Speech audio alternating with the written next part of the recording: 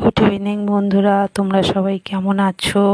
আমি ভালো আছি। আমি 10 মিনিট হলো ডিউটি থেকে বাড়ি এসেছি। তো ডিউটি থেকে আসার সময় আমি রজনীর মালা নিয়েছি লোকনাথ বাবাকে, সব দেবতা দেবীকে দেবো বলে। কালকে বৃহস্পতিবার, কিন্তু সকালে আমার সময় হয়ে ওঠে না পুজো দিয়ে এইভাবে মালা পরানোর সময় হয়ে ওঠে না, কারণ অনেক কাজ থাকে সকালবেলা।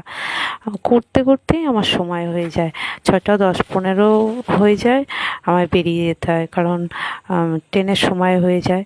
এবার রোজ পুজোটা আমি দিয়েও উঠতে পারি না। যেদিন সময় হয় আমি দিই, আর যেদিন সময় না হয় ছেলে দেয়।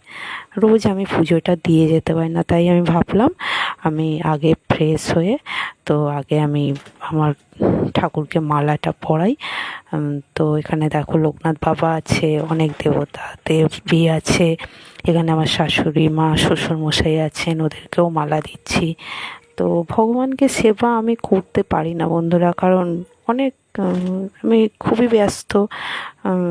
সেই সকালে বেরাই, ঢুকতে ঢুকতে 7টা বেজে যায়, কারণ আসার সময় বাজারে সব করে তারপরে ঘরে ঢুকতে হয়। তো এখনও এই দিয়েই কাজ, শুধু কাজই জীবন বন্ধুরা। তো ভালো থেকো, সুস্থ থেকো বন্ধুরা।